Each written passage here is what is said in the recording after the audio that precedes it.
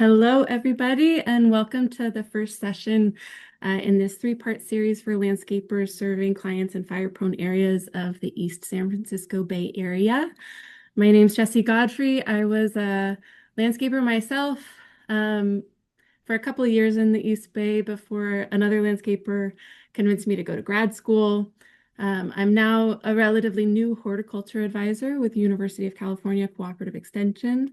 I cover 5 Bay Area counties, including Alameda and Contra Costa. And my job, lucky me, I really do mean it, is now to serve landscaping and nursery professionals in my area, as well as UC Master Gardener volunteers with science-based information. If we haven't met yet, or we haven't spoken for a while, emerging themes for my program are fire smart landscaping, obviously, as well as integrated vegetation management, irrigation efficiency, mostly applied to nurseries so far, and woody plant establishment or urban greening. This series wouldn't have come together without a lot of help. Katie Lowe, statewide coordinator for the UC A&R Fire Network, who you just heard from, has been supporting behind the scenes, developing the flyer and the registration site, and generally just providing really excellent judgment about all things webinar and more. She'll be tonight's moderator during the Q&A as well, and she'll be keeping us on track for time. Thank you, Katie. I also want to thank Lori Palmquist, the Bay Area's own longtime landscape irrigation efficiency expert who, with great trust, shared this offering with her very engaged listserv. Our registrations had doubled within a few hours of your announcement, Lori, and they just took off from there. Thank you. I want to thank volunteers with the Berkeley Firewise group led by Michelle Tuati, who compiled a list of contact information for more than 500 contractors, which really allowed us to expand the reach of this offering substantially. Thank you, Michelle and friends. And I want to thank you. Thank you for registering and for showing up. I really value your time. Before my face pops up again tonight, you'll see 3 others. The first belongs to Berkeley City Council member Brent Blackaby, who's going to set the scene for why this course is so important to his constituents and the rest of the East Bay. He's very dedicated to reducing fire risk and is in the process of updating his own home and landscape using home hardening and defensible space principles to guide him. I've enjoyed reading about it in Substack posts. You can too. You'll also see Dave Winnacker's face. He's retired chief for the Rinda-Moraga Fire Department and current assistant chief with the Berkeley Fire Department, heading up hazard mitigation. You'll see a lot of Berkeley people featured throughout this series, and that's because City Berkeley is really taking fire risk in the WUI fire protection super seriously. And as a result, that city is an extraordinary model for how to fund and implement fire risk reduction in the Bay Area and across the state. The third face belongs to my University of California Cooperative Extension colleague, Yana Valachovic. She's a forestry advisor in the far north, so Humboldt and Del Norte counties, and she's become a key player in developing statewide fire risk reduction and education and policy recommendations. Yana and Dave, together with Michael Goldner at UC Berkeley, roped me into this world about a year ago now. That intervention has directed a lot of how I spend my time ever since, so thank you, I guess. No, really, I do thank you. It's elevated my program. I think you'll also find them to be very convincing, very directive. They're genuine, smart people with guidance that I trust to be grounded in the best available information, which is why I'm bringing them to you. With that, Council Member Blackaby, please take it away and pass it on to Dave when you are ready. Thank you. Good evening. It's good to see everybody. I am going to share my screen. I have 2 slides. I promise I'll be extremely short.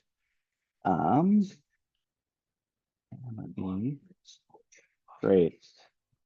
Well, listen, thank you, Jessie, and thank you to the University of California Division of Agriculture and Natural Resources for hosting this event. It's really important, this work, and I'm so appreciative of their leadership and for all of you for being here tonight. As Jessie mentioned, my name is Brent Blackaby. I'm a Berkeley City Council member. I represent District 6 in the North Berkeley Hills, where many of my constituents live in one of the most hazardous fire zones in California. So this issue that we're talking about tonight is an issue that my office and I are working on every day with many of the folks here on this Zoom, as well as our partners at the fire department and neighboring jurisdictions across the East Bay. This Fire Safe Landscaping Workshop Series is a long-awaited resource for landscapers, gardeners, contractors, and for residents in the Berkeley Hills and other fire-prone East Bay communities. We all know, and many of you work with, homeowners who are looking for practical ways to make their properties safer. And they're looking for landscape professionals who understand wildfire risk, fire safe design, and local requirements like we have here in Berkeley and across the East Bay. And that's really where you come in. And we're so appreciative that you're here tonight and that you're doing this important work in the months ahead. Because if you think about it, you're going to be such a key advisor and thought partner for residents who are being asked to make real big changes, to create more defensible space around their homes in a thoughtful, aesthetically pleasing, but science-based way, to sort of balance all of these needs and all the work that has to be done, but do it in a way that makes sure they can continue to enjoy their landscapes. So we need you. Your participation will help make this wildfire resilience work a success and help us all achieve the kind of defensible space and community hardening that we need at scale to keep the East Bay fire safe. As many of you know, statewide defensible space requirements are expected in the coming year, likely including some form of Zone 0, which you'll be hearing much more about and many of you already know about. But in the meantime, the devastating fires in Southern California last year underscored the urgency of acting now. So some Californians moved ahead of the state and adopted Zone 0 early, including the city of Berkeley, as well as San Diego and other jurisdictions. So this workshop focuses on fire safe landscaping practices relevant across the East Bay. Those practices should be viewed as the minimum standard for reducing wildfire risk around homes. But I also, very briefly as we get started, just want to highlight Berkeley standards as an example of the highest level of fire safe landscaping currently being implemented and that currently applies to parts of the Berkeley Hills. So the next slide is a map, just to kind of orient you with what's going on here in Berkeley. This map shows Berkeley's fire hazard areas. In purple, number 1 is the Grizzly Peak mitigation area. That's everything from Grizzly Peak Boulevard west to Tilden Park. And that number 2 is the Panoramic Hill mitigation area. Together, this represents about 1,500 homes. And under the Ember ordinance that we passed last year, these 1,500 homes are already required, starting this year, to begin complying with Zone 0. The Berkeley Fire Department has started a ton of education, guidance, and home consultations. They've already met with 500 or 600 of those affected homeowners. And in most cases, they're working with residents to develop a 2 or 3 year plan to incrementally get from where folks are now to where they need to be fully compliant by the end of the process. So that's 1 and 2. Number 3 is actually the rest of what CAL FIRE has deemed the very high fire hazard severity zone. Phase 1 of Ember just does the purple. In the next couple of years, once again the state passes their rules, we will move from what is Ember 1 and 2 to also add the very high fire hazard severity zone, which we will be required to do under state law.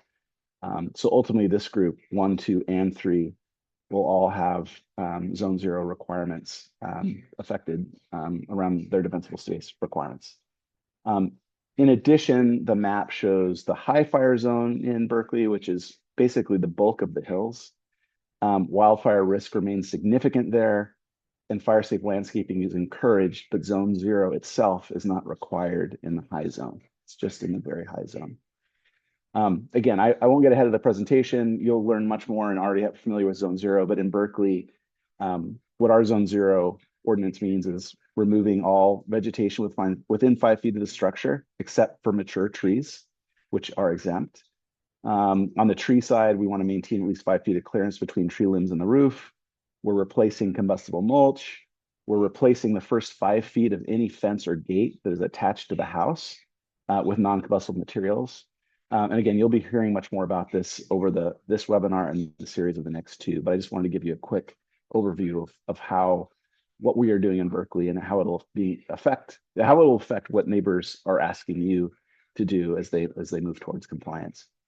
And at next week's workshop, I'll be leading a networking discussion on Ember. And so if this topic interests you, I encourage you to join us at next week's workshop. With that, I will stop again, just with appreciation for all of you for being here, for Jessie for organizing us.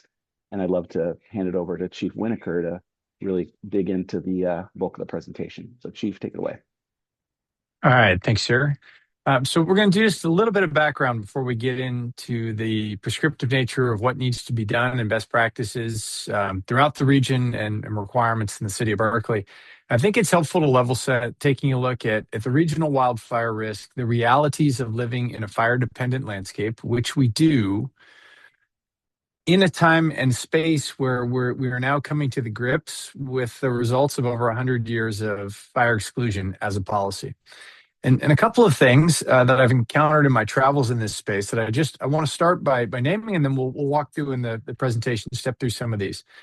Things you often hear in this space is one of which this is the climate change issue. And I would argue strenuously that it is not a climate change issue. Climate change is just an accelerant, meaning that these fire events occur more frequently, and the fire history certainly supports that. You'll hear this is a utility issue, although I would point out that the first power lines were strung in Pomona in 1891, and 1891 was not the beginning of California's wildfire history. You'll hear that this is a landscape level problem. We just need to go treat the forest. But then I would note that the 1991 tunnel fire that many of you may have been residents and lived through, that fire started within the city limits, backed up to a structure. We saw that in 2025 in Altadena and the Palisades, where those fires started hundreds of meters from the community, meaning no number of distant landscape fuel breaks would have changed that outcome. Or that this is a water supply issue, and if only we kept the reservoirs full and had bigger distribution lines, we wouldn't have this problem. I would point out that no matter the capacity of the water supply, if you don't have a fire hydrant in front of every home, the firefighters are going to be unable to access the appropriate amount of water after the fire has transitioned from the vegetative landscape into structures, has become an urban conflagration. And then you hear endless permutations of technology will save us, whether that be drones, satellites, cameras. I would note that all of those have to do with detection. And the Camp Fire, the Eaton Fire, and the Palisades Fire, the Marshall Fire in Colorado, the ignition of all of those fires was witnessed, yet entire communities still burned to the ground. So detection only gets us so far. And then you hear just sort of this generalized statement that science will solve this. And I would argue that science, yes, but it is existing wildfire science that we have known for a long time. And you will also hear, because the Oakland fire in 1991 and the Palisades fires were rekindles, that we should just put the fires out. And I can tell you with regard to your fire department and the regional firefighting response, firefighters are committed to doing just that, do it to the absolute best of their abilities. But there come times where the conditions, specifically the fuel load, the wind speed, and the relative humidity are such that these fires are simply not possible to contain, and they will spread until either the wind stops or they run out of available fuels to burn. And so we're going to anchor from that going forward for the rest of the discussion about how we can make the conditions on and around our homes and how we can aggregate collections of homes at the neighborhood scale in a manner that they are less likely or highly unlikely to ignite, so that our communities can be in or adjacent to a wildfire perimeter without experiencing loss. And we have agency to do that, to do exactly that, and we know how to do that. What we need to do is cross the threshold of our willingness to act to make that future reality. So with that, why are we here?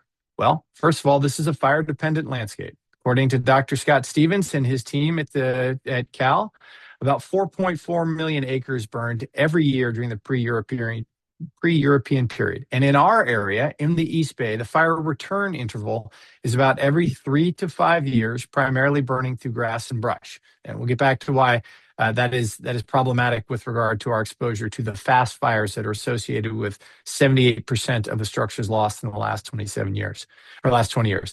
And I would note that in 2017 and 18, 2020 and 21, think 17, 18, the North Bay fires, Coffee Park, 2018, the Camp Fire in 2020 and 2021 when the sky turned orange and people use terms like apocalyptic and the new normal and the pyrocene. I would note that in those years that we called out as particularly bad with regard to firefighting or wildfire activity, those years were in about the 4 million to 4.2 million acre range, meaning that we were at the bottom end of the historical range with regard to fire activity. So this is not necessarily something new. And I would argue that this is not the new normal, it's the old normal. It's just back again. And that there are about 3 million homes with about 11 million occupants that were built in and around the WUI that are exposed to these wildfires. And then a much larger number of homes that are downwind of those WUI or edge homes that are exposed to the subsequent urban fire. And the challenge here is not necessarily that we built in these areas. The challenge is that we built without considering wildfire.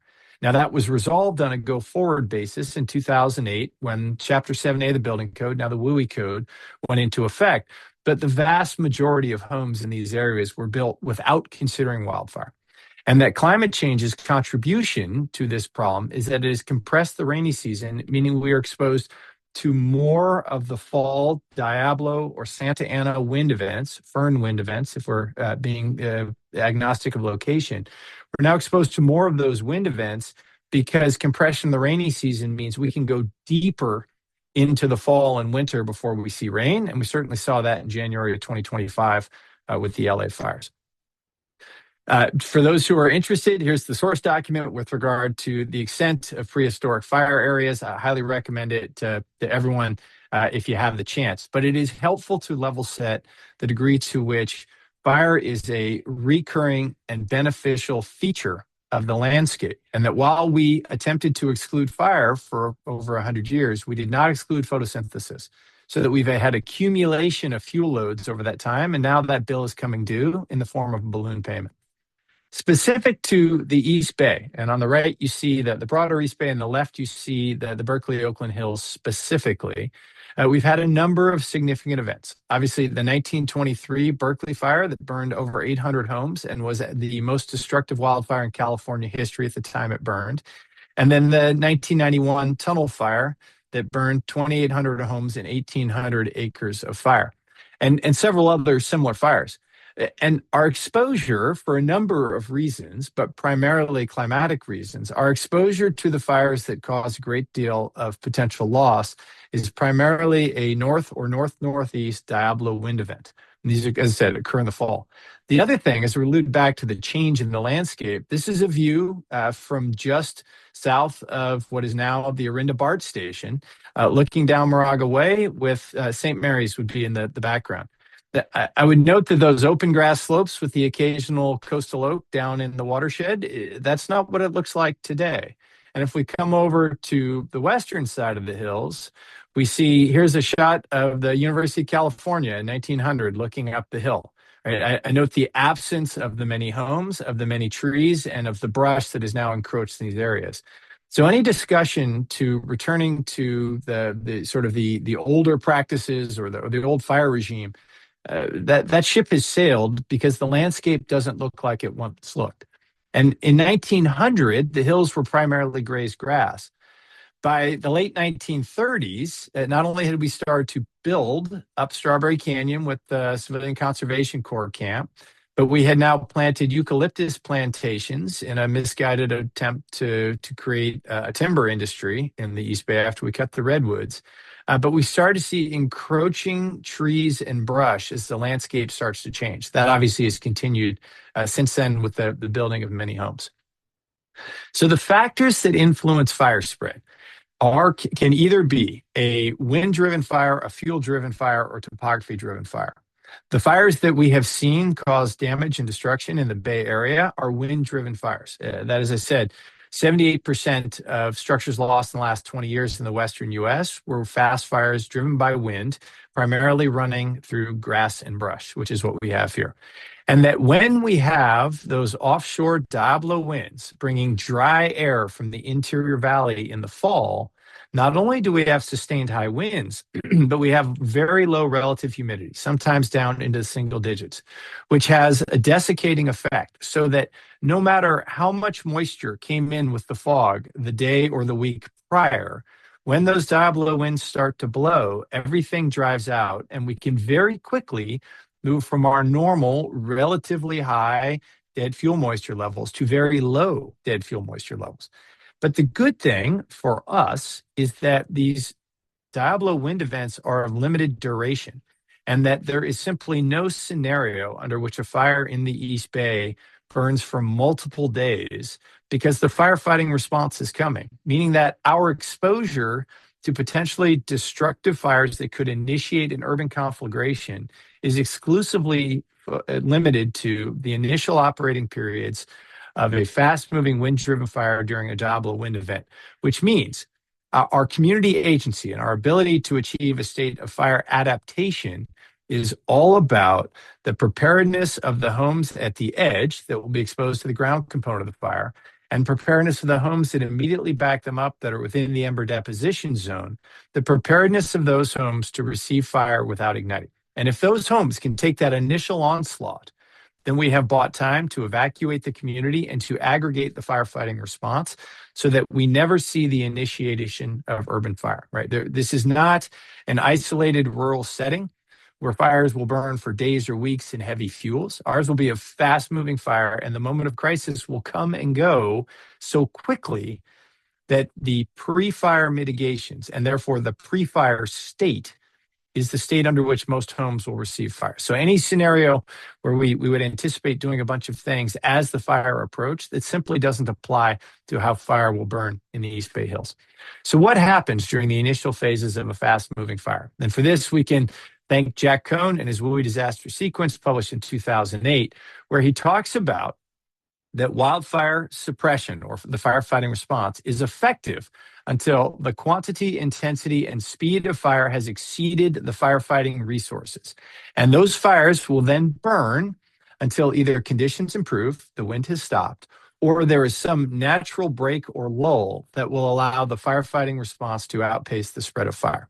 And I would just say, with regard to conditions improving, the one factor that we control with regard to improving condition is what we do before the fire starts to burn. And so the actions we take left of bang, pre-fire, those are the actions that can change the conditions under which fires will burn. And then I would last note, just as a point, that in calendar year 24 and the first week of 25, so let's call that fire season 2024, there were slightly over 8,100 fires in the state of California. 3 of those fires were consequential: the mountain fire in Ventura and then the LA fires, meaning that the vast majority of fires that occur on our landscape are managed. They're suppressed or they're managed for beneficial outcomes, and they're not consequential with regard to community loss. And so what we're focused on is these tail events, these infrequent catastrophic outcome events that are associated with strong sustained winds and low relative humidity. And in those fires, and I think we've established this definitively in LA, and we previously learned it in 1991, no amount of firefighting response is going to be adequate in those initial operating periods. Between the LA basin and the Bay Area, there is no greater quantity of highly trained, well-equipped firefighters in the world. Yet in both of those cases, they were overwhelmed by the speed of the fire and the rate of ignitions of structures that were not prepared for fire. So everything we're going to talk about is how can we reduce the vulnerabilities on and around structures so that they will resist ignition in a passive state without the active firefighting intervention that we may not be able to rely on at the appropriate scale, at the appropriate time and place as fire is encroaching on our community. So just as a review, this is Jack Cohn's WUI disaster sequence, that when we have extreme fire behavior, i.e. fire that is going to escape initial containment, and we have structures with vulnerabilities, we will see structures ignite at a rate that the fire protection or the firefighting effectiveness is reduced or non-existent as they are overwhelmed. And then we have the potential for a free burning WUI fire disaster that will burn until conditions improve. So one of the other things that comes up a lot with regard to the East Bay and the East Bay Hills is what about the Park District? What about the Water District? Why don't they just address all of the combustive fuel and accumulated vegetative material in the park? And as I mentioned, in 1991, that fire started inside the city of Oakland. The fires in LA started immediately adjacent to homes, meaning that no amount of fuel treatment on the Park District landscape would change the outcome. And even if the park district were massively altered, which would be subject to litigation and is highly unlikely under any scenario in the near future, if homes still have vulnerability because of embers, blown burning material that travels in advance of the main body of fire, if structures have vulnerabilities, they will ignite. And it is the conditions on and around the structure that are the key determinant of their survivability when exposed to fire. And put simply, if structures don't have vulnerabilities, they will not ignite. And this has been shown time and time again, and there are plenty of examples where a structure is exposed to wildland fire that it was prepared to receive that it did not burn. And at the parcel level, this is relatively low cost. And I use the word relative because, as anyone who has undertaken this work will be quick to tell you, it's not free. And it takes a change in a willingness to change the environment on around your home. It takes money, it takes time, it takes resources. But relative to the cost of any other approach, it is low cost and high impact, particularly when it is aggregated up to the neighborhood level. Because if a single home is prepared for wildfire and its neighbors are not, and those neighboring structures are within 10 meters, the risk is coupled. And so structure A will ignite structure B, even if structure B were prepared for wildfire. And so what this becomes then is we take action at the individual parcel, and then we achieve outcomes at the neighborhood level. And so we really need to focus on how we can get a single parcel prepared and then work outward from that parcel so that we can get aggregated network effects. And that where there are small residual vulnerabilities within a community, that's what firefighting response or fire suppression can pick up. So there is no world in which we get to no risk, but we need to get to a state that the residual risk is low enough that our firefighting response is not outpaced and becomes ineffective. So just to give an example, and this is from Orinda, given a 4% humidity day with sustained 20-mile-an-hour winds out of the northeast, the orange dot is the ignition point. And if you take a look at how quickly the fire will spread and how many zones will be under evacuation orders and how many of the critical evacuation nodes will be directly impacted by fire, I just make the point here that even if we were hypothetically okay with our communities burning down, that we were going to rebuild them, there is a significant life safety issue associated with fast-moving fire getting established in our community because the evacuation road network in our hill communities is going to be stressed right out of the gate. And that gets worse, not better with time.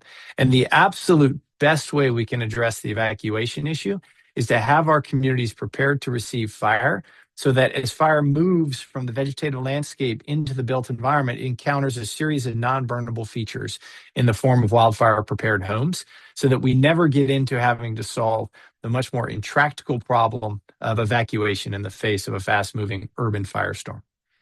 And we'll get into a couple mechanics here about wind-driven fires. And specifically that is that when fire is being spread under high winds, the convective column, the heat that is rising off the burning material, is unable to rise because it's overwhelmed by the winds. And so then you have that flame is laid flat. And we saw this in the North Bay fires in 2017, where in areas of that oak savanna to the northeast of Santa Rosa, there were 25-foot flame lengths. So the burning material is producing 25 feet of flame, yet the scorch heights were only 3 feet, meaning that of that 25 feet of flame, 22 feet of that was getting laid flat, resulting in rapid spread across the landscape under conditions which not only will that accelerate the spread rates, but it means that firefighting aircraft quickly become ineffective for a variety of reasons. Here's an example of what embercast looks like. So under high wind events, with the fire moving from the right side of the road to the left side of the road, we have a non-burnable feature in the form of the road. Ground fire is unable to cross this road. We'll note that the trees are also largely unaffected by the ground fire. But the embercast, the firebrands that are carried by the wind, are quickly able to sheet across the non-burnable feature. And when they encounter receptive fuel beds, i.e. combustive material with continuity to other combustive material, on the left side of the road, they quickly start new fires that will rapidly form a new fiery front. And so the point here is that there is a fundamental limitation to the community benefit achieved from a road, a fuel break, or other landscape feature, because firebrands or embers are quickly able to blow across these roads. And it is the preparedness of the home to receive embers that is going to make or break the equation about whether or not things ignite. Here's an example of almost identical fuel conditions to what you saw under the previous picture, but now this is on a light wind day, a backing fire. How this fire is burning back on itself because it is backing, and it has the wind pushing the products of combustion back into the black, right? A fundamentally different exposure because of the weather conditions, which is why all of our interest and all of our focus should be on what will the fire behavior be like during a Diablo or Santa Ana wind event, and what is the preparedness of our homes to receive fire from things like this. All right. And this is just an example I would bring up, that there's an awful lot of discussion about trees and the contribution of trees to fire spread. And we'll note in the foreground that this is the building burned, Paradise Community Village, obviously experienced tremendous loss during the campfire. But if we lift our eyes from the foreground where the destruction of the structure is shown, and we look at the background, we note that with a couple of exceptions, the preponderance of those tree canopies did not burn, meaning that this fire spread through mechanisms other than tree canopy. It was primarily embers, and it was the vulnerability of the structures that contributed to their loss, not the carrying capacity of the adjacent trees to bring fire into the community. So last thing I'll share is just a quick example of some of the resources that are available from the city of Berkeley that apply for Berkeley residents, and certainly anyone in the region who is interested. So this is from berkeleyfiresafe.org. There is a practical guide for how to create defensible space, what it is, where it applies, and how you can do it, with a number of either written material or videos, as well as an online landscaping guide that gives a ton of details about how the how and the why someone can go about creating a wildfire prepared landscape and community. And I would close with saying we absolutely have agency for how we can prepare our homes, and through preparing our homes, we can prepare our communities to receive fire. We have a bunch of resources that are available either through the Berkeley Fire Department and through other resources, the UCANR, through IBHS, through CAL FIRE, and others. And there's fundamentally there's a need to take action. And for those who oppose or object to the idea of having to make change at this scale, because this is change, and change is hard. And I would be the first to acknowledge that the landscaping, the vegetation around your home contributes to the sense of place and the sense of home that turns a structure into a home. And this is hard. It's not easy. So stipulated. But the question I think we all have to ask, if not this, then what? And a vote against something like this, or opposition to this, is fundamentally a vote in favor of the status quo. And I think the outcomes of the last 10 years or so have made clear that the status quo is unsustainable, and we're going to have to take change. So the question, to me at least, becomes, do we make change at the time and place of our choosing, or do we make that change in the aftermath of a catastrophic event?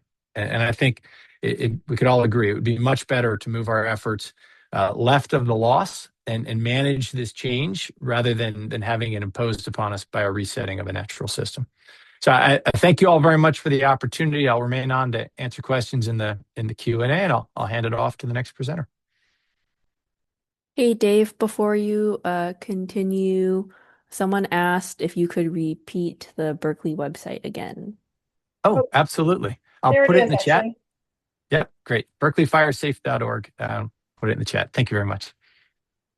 All righty. Well, good afternoon, everyone. I'm Yana Valachovic. Always a hard act to follow, Mr. Winnacker, but I'm looking forward to having, hopefully, if you can envision a lively conversation. And to start that off, we've got a couple just interactive questions just to help us make sure that we know who's in the audience and sort of what you're thinking about. And once we do that, then I'll launch a bit more into trying to think more around, what it is about the home that is so vulnerable, and how do we try and think about mitigation of those home-related issues, and how does landscaping interplay with that? And are they in isolation? Are they interactive, and how do we navigate through that? There's been some really good questions in the Q&A, which I'm going to try and answer through my presentation, and looking forward to helping you work through these issues or learning from you, because I know that you all have been on the front lines, have been about talking around this stuff with your clients. So I'll let you, Jessie or Katie, decide when you want to close the poll. It looks like about a third of us have participated in answering the question. Please indicate your top 3 reasons why you are here today. And it's perfectly appropriate to have multiple answers, from your personal commitment in your community to your clients, looking for more guidance. You've been having clients ask you to implement these techniques, and you're looking for more information, versus my favorite, someone told me I had to be here. Maybe that's your little devil angel on your shoulder that is also giving you some direction. All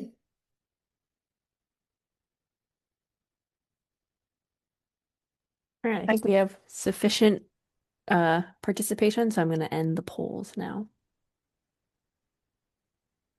All right, and so looks like about 59% of us are really on board, trying to figure this out, trying to work through it.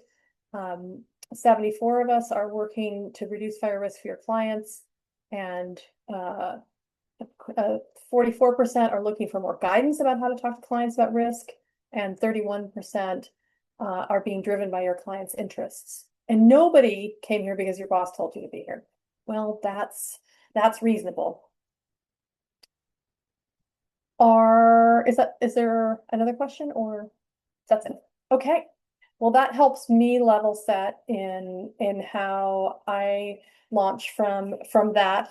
I want to say that I lived in Oakland in 1991, and I was in college. Actually, I dropped out of college. Let me be more honest about it. I was having one of those, what am I doing? What am I trying to do with my life? And I didn't realize how impactful the moment would be and how that would carry forward.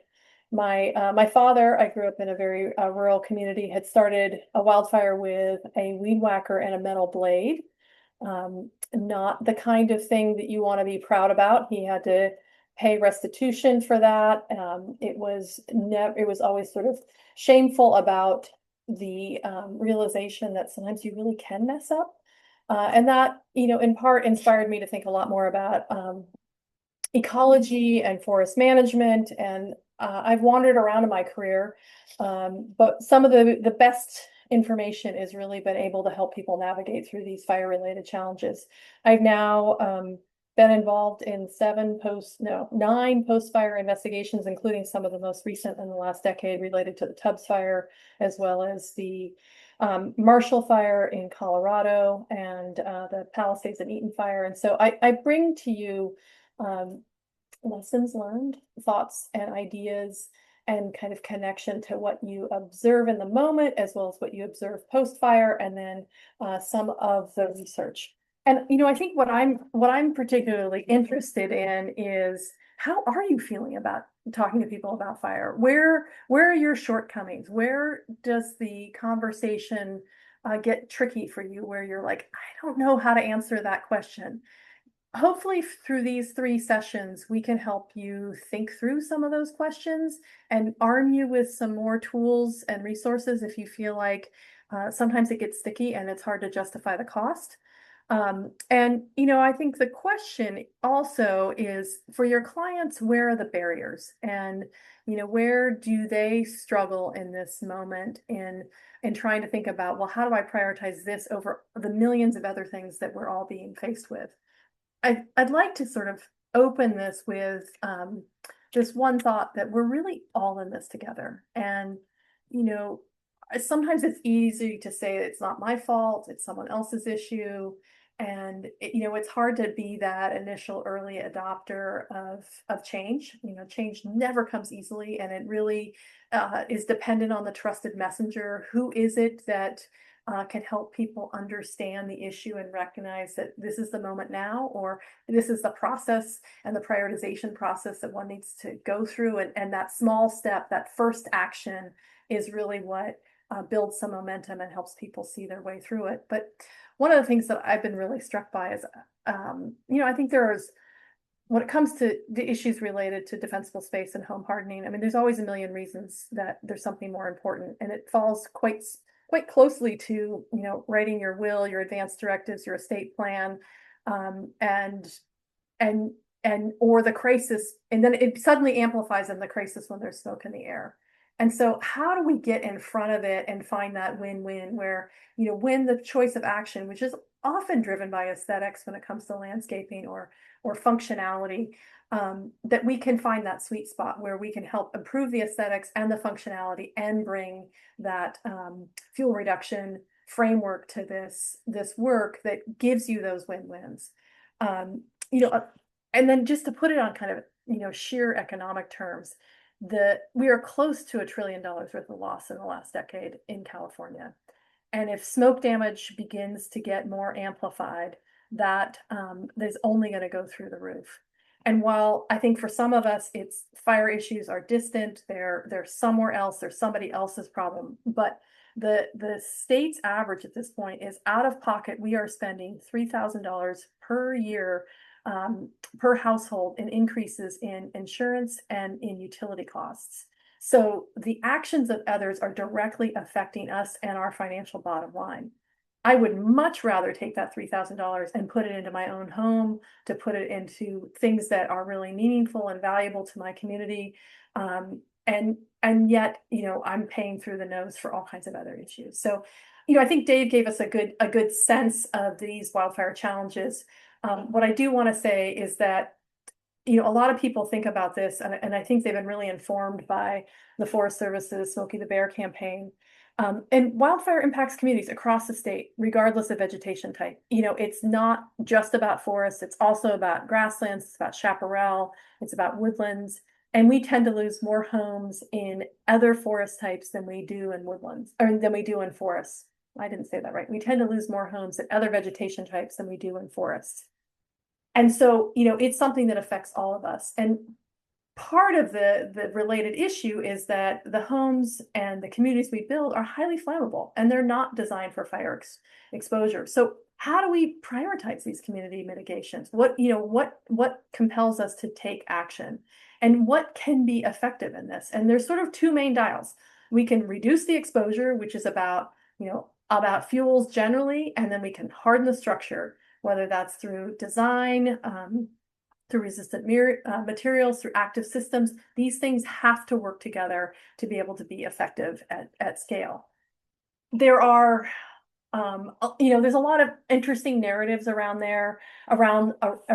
this conversation, and people I think are looking for easy answers, but I just want to be clear. There are really 4 primary ingredients in home survival, and that has to do with fuel management and relocation and disconnection between the house and the landscape. It has to do with structure hardening to be able to resist embers, flames, and radiant heat, which I'll describe in a moment. And at the core, it's all about homeowner maintenance. Just because you bought a product does not mean that product was installed correctly, is within its service life, or has had that care and attention it needs to be effective.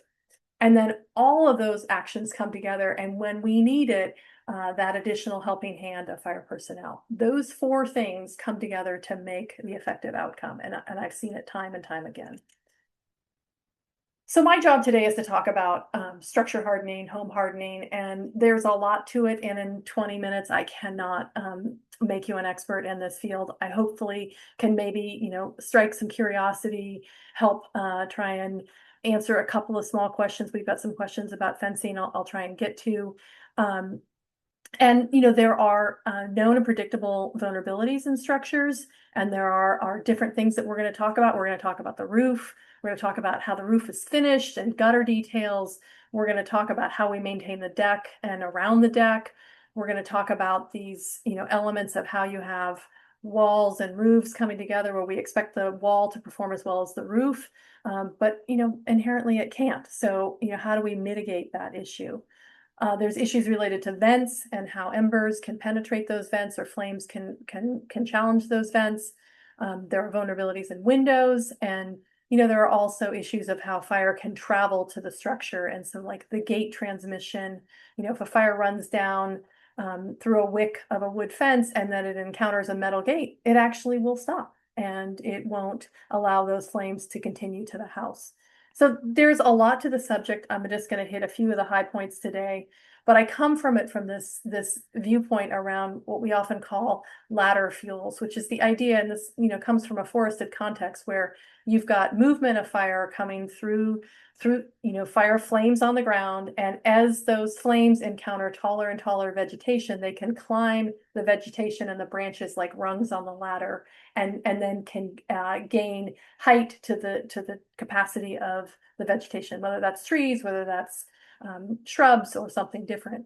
That same concept certainly applies in our communities where fire can travel through the vegetation and then encounter elements of the way we live and how we build that enables fire to travel up to the house and then challenge the under eave area or bring direct flame contact on the structure itself. And within this, there's this really, I think, sobering conversation around what is fuel. And fuel comes in so many forms. And I just want to like hint at some of these things, starting in the upper left. Artificial turf, it will smolder and it can burn, it can transmit fire. Vehicles, garbage cans, recreational vehicles. Oh my gosh, they produce a lot of heat when they do ignite. I talked briefly about wood fences, and I think that seems relatively intuitive to me. Wood-based mulch that we use to suppress weeds and kind of beautify and tidy things up. Yeah, that's definitely fuel. What about things like hot tubs and other ancillary structures that we may have near our homes? You wouldn't believe it, but a hot tub can burn. And this is an example from LA where that hot tub actually led to the loss of this canopy. It led to the breakage of the windows, led to a lot of damage there. Vegetation is often what we talk about, and I think that's where most of the conversation is. And, that comes from, plantings near the structure, it comes from hedges, but it also can come from things that we use to kind of soften some of those hard points, like, a block wall, which can have a lot of fire resistant qualities about that, help contain the heat, give some privacy, some quietness. But as we envelop it in a trailing vine, that vine can serve as a wick and bring fire directly to the structure. So trying to like dial the I's around what is fuel, what is combustible, how does bender board come in here? How about different ways that we might use retaining walls and heavy timbers? All of these elements can become challenging.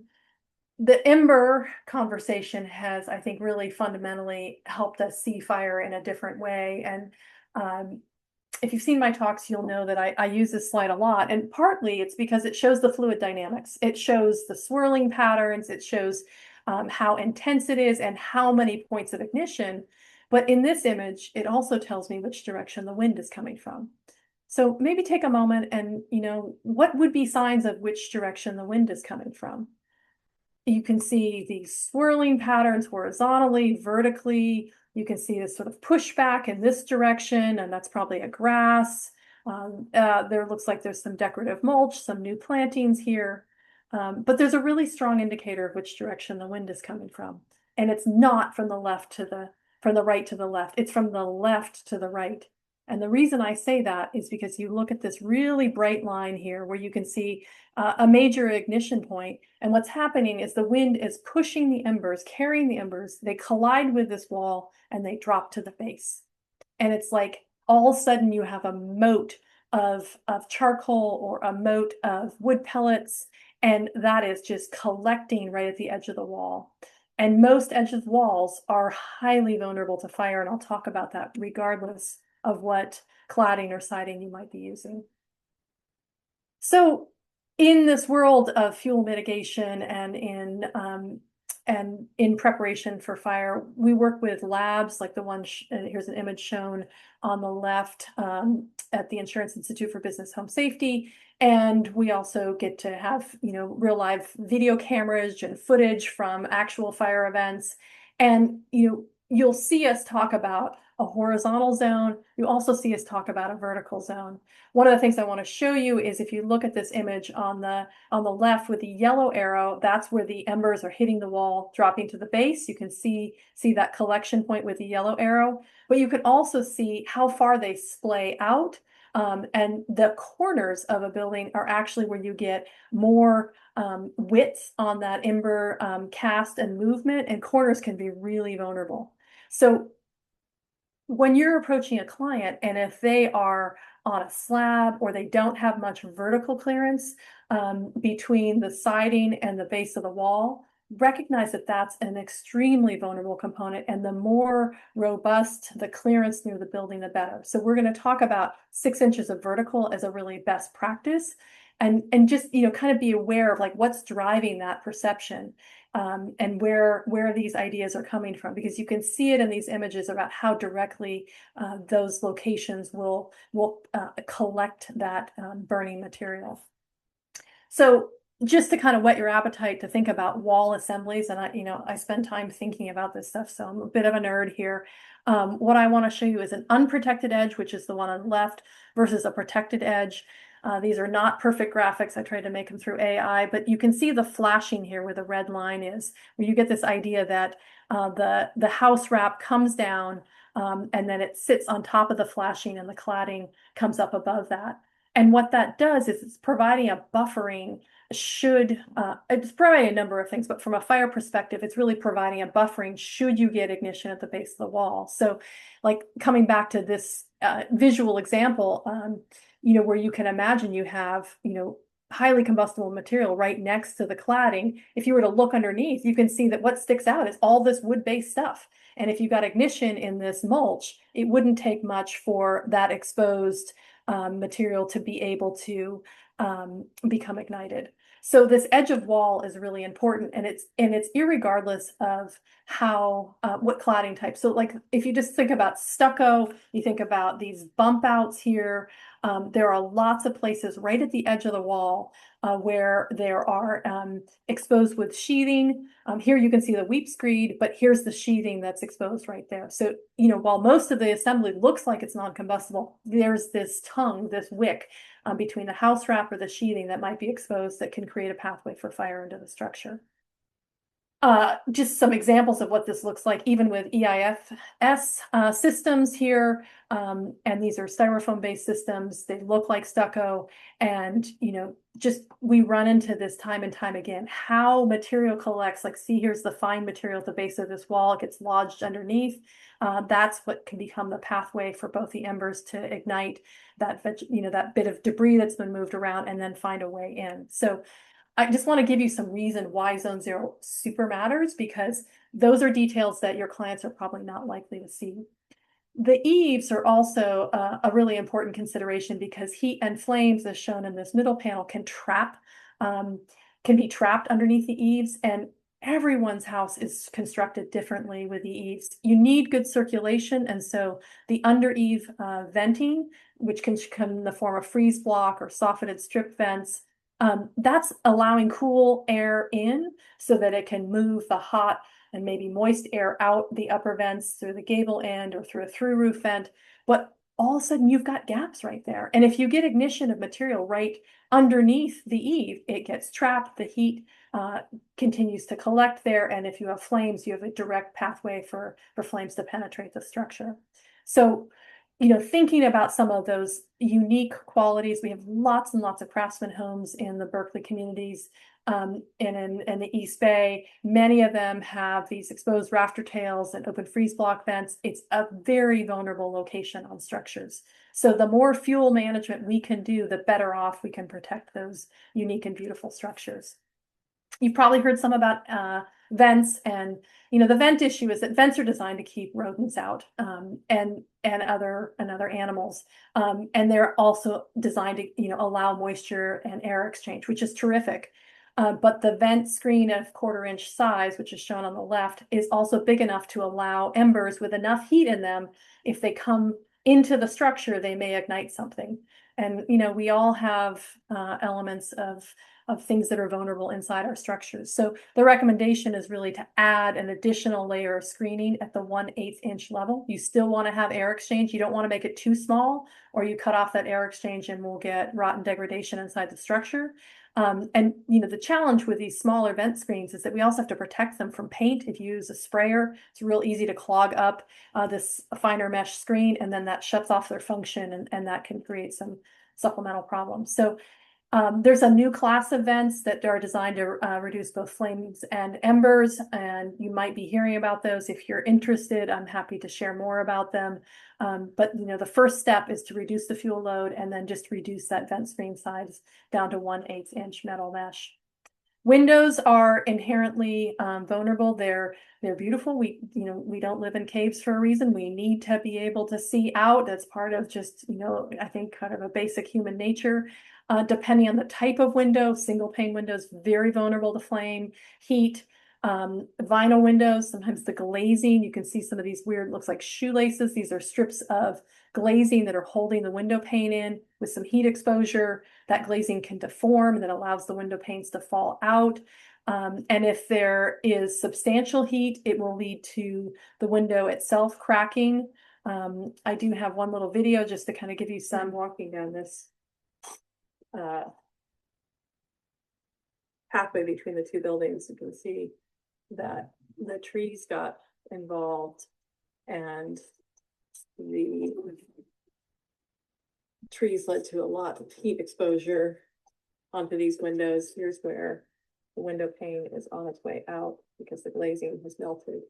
And you can see the breakage up there. These look to be annealed glass. No, I don't see the tempered glass bead, and you can tell by the way that the window is cracking. And then over here, the gate engaged. I'm showing you that video. It comes from the Eaton fire. You can see that the fence ignited. Someone came and used that shovel and propped it open so it didn't continue to the structure. It had a gravel walkway, which is what we are advocating for with Zone 0, but the radiant heat exposure from the neighboring property put additional impact onto that primary structure. So thinking about where those exposures are likely to be and what the vulnerable weak link in the chain is what I'm trying to sort of bring some idea towards. So that house survived. Let's celebrate success in that moment. But understand that where you've got the high potential for radiant heat exposure, those windows, if they're single pane, very vulnerable. You see that on lots and lots of historic houses. And there are some things that we can do to, add a storm window, do some things to kind of upgrade that overall window vulnerability. But tempered glass, which is something we use for as like a safety glass, is also got 3 times more heat resistant properties than the regular annealed glass that we use. So where you have big vulnerabilities, upgrading the windows can really matter. So I'm going to wrap up here and just say, there are a lot of priorities. It depends on the situation. It's more complicated than just like how we think about earthquakes. But everyone, no matter where they are, needs a good roof. The edge of the roof needs to be thoughtful in relation to ember collection and gutters and flashing that comes there. Everyone's vents need to be upgraded. And then everyone needs to think about and manage the fuel adjacent to the structure itself. As structures increase in density, I'm showing it on the lower right here, then other elements become important, like the windows, the siding, the decking. And so there's more to be talked about and more to be thought about. And, given how Berkeley's developed, that is, of course, a real issue that is for everyone to be thinking about. So, what I want to wrap up and say here is that the beauty of Zone 0 is that it addresses the great range of building conditions, siding types, edge of wall details, placement of windows, eaves, level of maintenance, because each of them have unique vulnerabilities. The more vulnerable, then the more fuel separation is recommended. So, I'll just kind of conclude by saying, we're not getting ourselves out of fire. This is a Mediterranean landscape. It's, our vegetation is adapted to fire. It's just really us that isn't. And, we're not going to fight our way out of this issue. We really have to figure out how to adapt to meet the challenges. And, I just want to commend you all for being here today, taking the time. I hope you'll join us for the next 2 sessions. in addition to the rest of this evening, because you're really important communicators to your clients. You're those people that are really there to help people think through the design and maintenance issues and give them some sense of hope that there are things that people can do that are within their control that can make substantial difference. And in my work, reviewing lots of fire environments, I can see clear signs and indications where, even parts of the sets of recommendations have been deployed and the home survives. So, Katie, I will wrap up and then maybe answer those couple of questions that are in the chat, if that seems appropriate, or move on to the next speaker. Now you have about 10 minutes. There are some questions. Would you like me to read them out loud, or are you? Sure. One of the questions asked in the Q&A is, in Zone 0, I have heard various limitations on what is acceptable. For example, I was told low, well-watered ground covers are allowed in San Jose, although others have said no vegetation is allowed in Zone 0 after talking with San Jose fire officials. Are there different rules in different cities? How does it matter for high versus very high zone areas? Yes, so that is a fantastic question, which, Jessie, I don't know what you're prepared for in your slide sets. I am a technical resource to the California Board of Forestry and Fire Protection, which is responsible for developing the Zone 0 regulations for the state. Those apply to all state responsibility areas, and I don't have a map in front of you to say that, but that's basically like counties and areas where people are under county jurisdiction. And then it also applies to very high local responsibility area, which is parts of the Berkeley Hills. So there's lots of fire vulnerable locations in between those locations as well. But the state standards are not finalized, but they will be forthcoming in the next during the summer, I anticipate. And locals have the ability to write their own regulations. And so we are going to see some level of difference between those regulations and the minimum state standards. So the state standards are the minimum. They are the place for launching from there. And then there are some, there's the potential for unique and specific elements that come from locals for their community. So we're in a period of transition.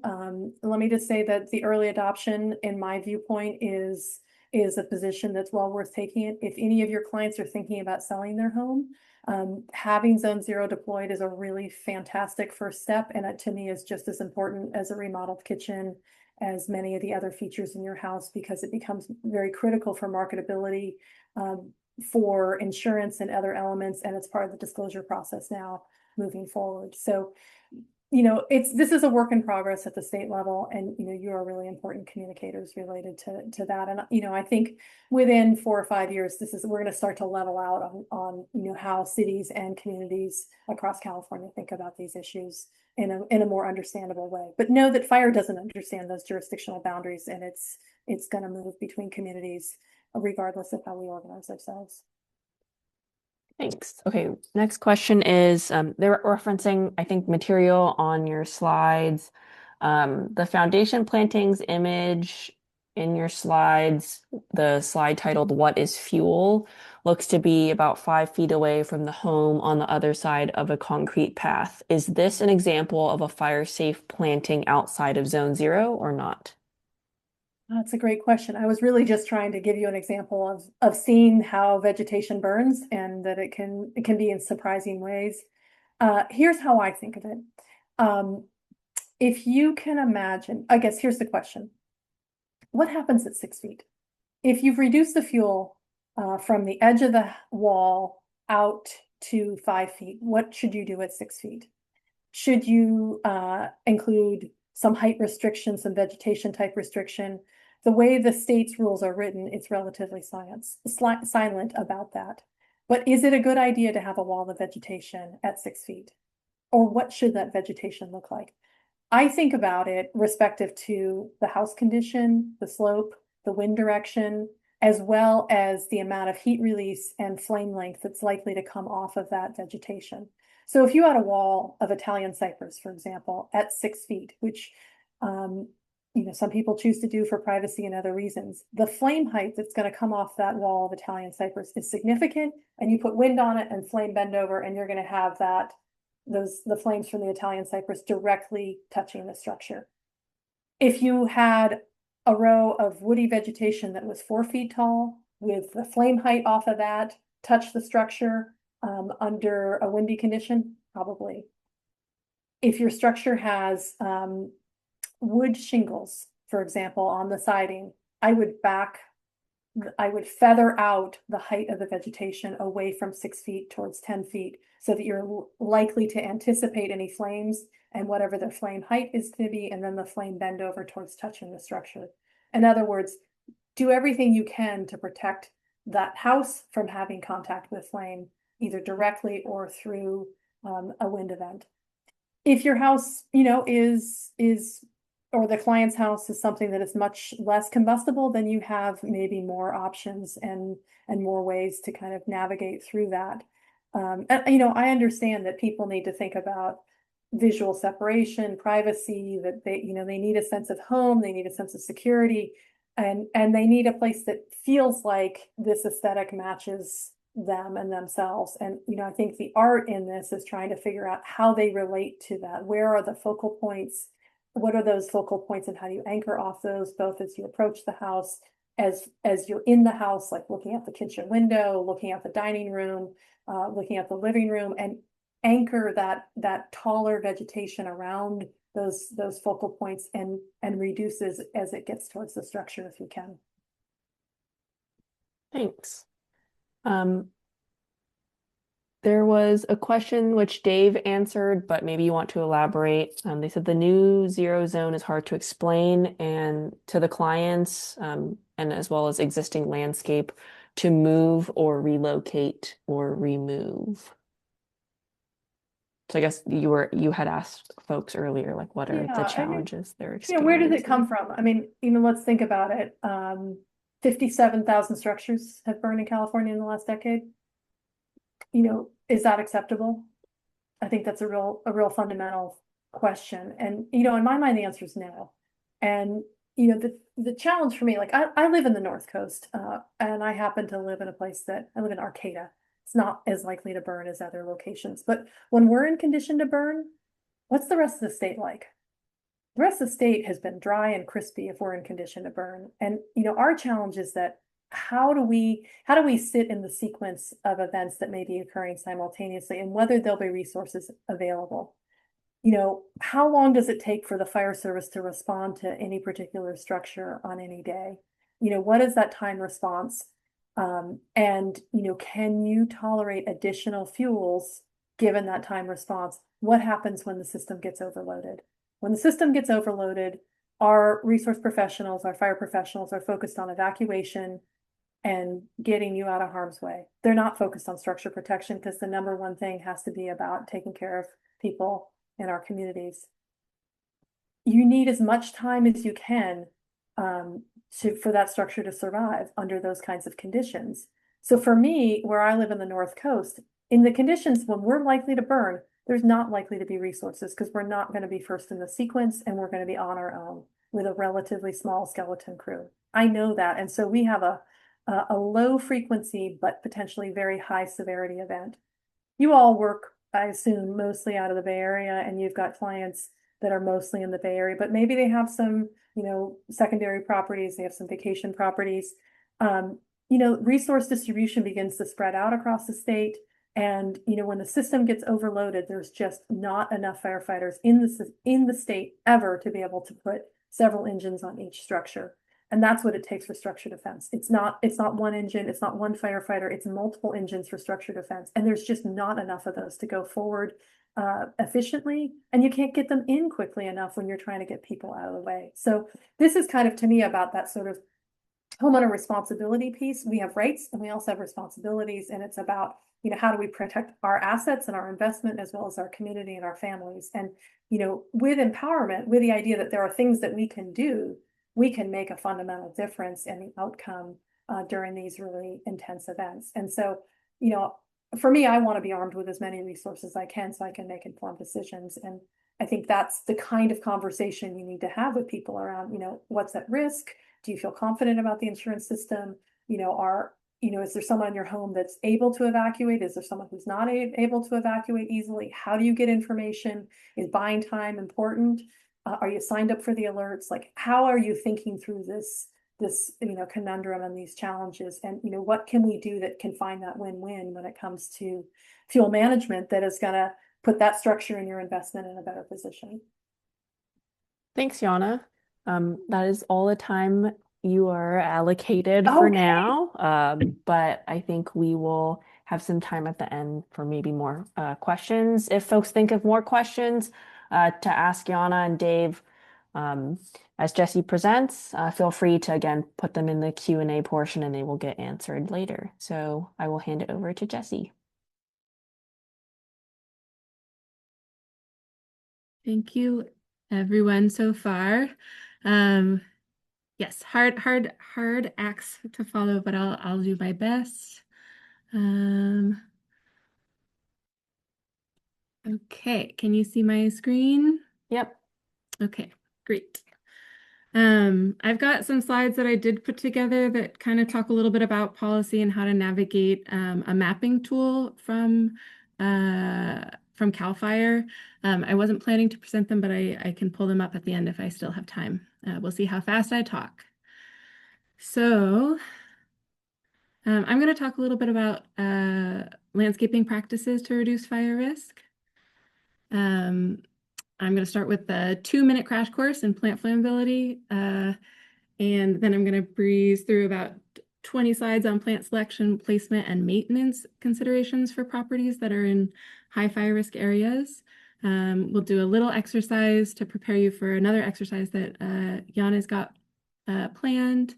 And then I'm going to remind you about what's coming up over the next couple of weeks before handing it back to Yana. So there are 4 broad categories of plant flammability measurements. I'm going to place these categories in the context of a campfire. Pardon me. And that's because fire science is complicated, but I think that we understand a lot of the basics pretty intuitively if we've ever started a fire ourselves, and many people have. We break up larger diameter material with an axe, like that one in the background, or maybe we send our kids to find twigs around our campsite because smaller diameter material tends to ignite more easily. It has more surface area for the volume it contains, for the fuel it contains, more ways for the heat and direct flame contact of a match or another ignition source, whatever else is burning, to kind of get in and dry out any moisture and access the fuel inside, the carbon inside that kindling, to combust it and release its heat. As we get the fire going, we slowly work our way up to larger and larger, more substantial material. Why? Because we want to get to a point where the warmth of that larger material will be sustained. So through cooking or stories or songs, whatever we like to do around a campfire. We can forget about it and we can relax for a while until we maybe need to put on another big log as our fire kind of goes through what we give it. Katie, there we go. Okay. As the fuel is consumed. And that's it. That's the crash course in plant flammability. It's much more complicated than that, but maybe we don't need to understand much else to make good landscaping decisions in regards to fire risk reduction. Most of the rest of the slides in this presentation have pictures of plants, but I guess I just want you to start thinking about these pictures, these plants, through the lens of a fire, through the lens of ignitability and combustibility and sustainability in particular. First, I have to talk about fire-resistant plant lists. I never direct anyone to these lists. Why? Most of them, all of them, are developed by really well-intentioned people, groups who want to give other people what they want, and what the people want is a list to take to their nursery and comfort them. in the knowledge that they're making low risk choices in the plant materials they're introducing to their landscapes. But these are the reasons why you, professionals, I don't think you need them. And that you may be better off trusting your judgment over the lists. One, you've got a lot more information in your heads about what plants look like, right when they're installed and as they grow and pass through the seasons and age and respond to different maintenance strategies. So yeah, you don't need one. They're often driven by additional values, commonly water conservation or enthusiasm for native plants. I share your enthusiasm for both water conservation and native plants. You'll see that in the plants that I know, but this may introduce competing priorities for plant selection that are totally unrelated to fire risk.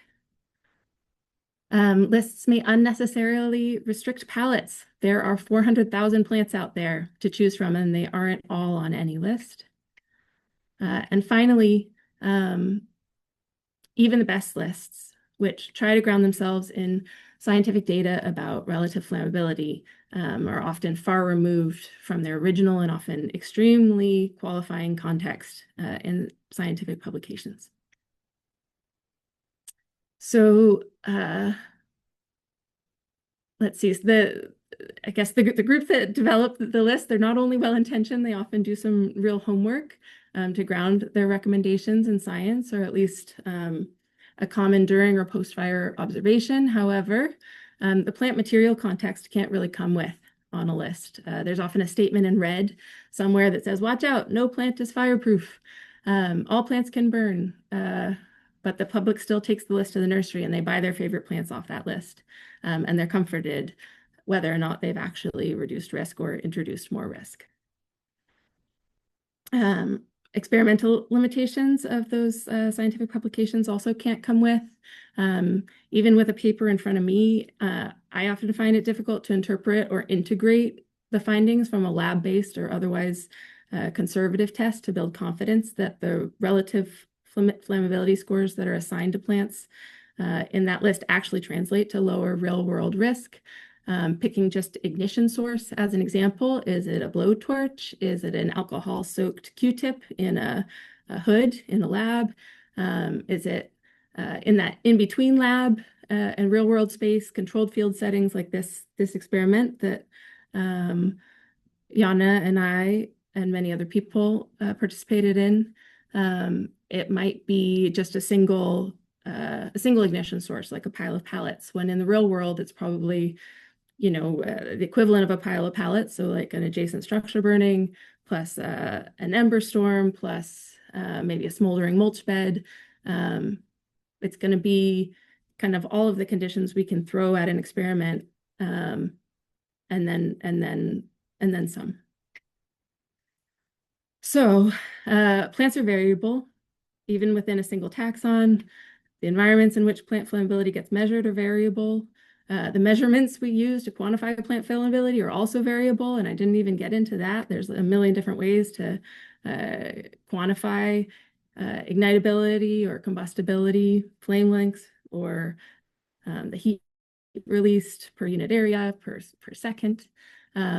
It's all very complicated, and instead of simplifying with a list, as I need to do to kind of make judgments, I guess, I prefer to simplify with a conservative assumption, and I carry this with me as I make my own landscape risk observations. All vegetation may be fuel when extreme fire behavior collapses the space between more flammable and less flammable plant material. It's effectively that statement you find at the top of a fire-resistant plant list, but no list follows. Over the rest of the presentation, I will ask you to consider the following question. If you lead with this assumption, with the perspective that most live or dead vegetation has the potential to ignite itself and or present a complication in the landscape where dry fuel from other vegetation might accumulate and ignite, how does this affect how you select, place, and maintain plants in fire-prone landscapes? Now for a quick exercise just to illustrate why I see things this way. How flammable is Heracleum linatum? I can't tell you that. I do have some observations though that I can make just as easily. You can make them, and with more experience. It's got big wide leaves, and big wide leaves with a lot of surface area tend to dry and ignite more easily, particularly when they're dry, than thicker or more succulent leaves. So you can think of them like potential paper plates for your campfire. The heat the whole plant releases on combustion is likely very dependent on season. So when it's got more water in its tissues, this water can delay ignition times and act as a sink for the energy of combustion, but only so much. It too will reach a limit. The water will all be gone and the carbon will burn. And finally, it dies back to nothing each fall or winter. There's no reason for it to invest lots of carbon in above ground tissues, so its stems likely aren't going to burn for very long. How flammable is it? What risk does it pose? I don't know. Look at those seed heads. How will those engage with a fire? I truly don't know, and so I wouldn't put it on a list, even though I think each of these features may vary from plant to plant. I just try to think about it like from the perspective of a fire that's probing for weaknesses and likely to exploit them. And just in case you don't find my testimony alone very convincing, there are a lot of other people who have thought a lot about this, and they also conclude that fire-resistant plant lists are problematic. There is one list that I give out readily. It's a do not plant list. The California Invasive Plants Council maintains an inventory that makes me think of the signs on pit toilets. Please only put the right stuff in here. The wrong stuff can be very difficult to remove. Check this list before you plant anything. Cape ivy, English ivy, echium, many red-berried rose relatives like cotoneaster. There are lots in the Bay Area. It's a nice place to be a plant. So get to know them. Definitely don't plant them. And good luck with management if they're already present, because they are very difficult to remove. Now for not a list, but some guidance around plant features that are unlikely to present hazards and may have risk reduction benefits. This is maybe for that, what happens at 6 feet that Yana referred to. Any ground occupied by a very low plant is ground that's not occupied by a taller plant. The taller a plant is, the more carbon it represents. There's a column of carbon underneath, or I guess enclosed within that height. So well-irrigated, well-maintained turf would fit in this category, but so would a lot of turf alternatives, dimandra, lipia, creeping thyme, maybe some redwood sorrel, depending on the location, if it wasn't going to see a lot of foot traffic.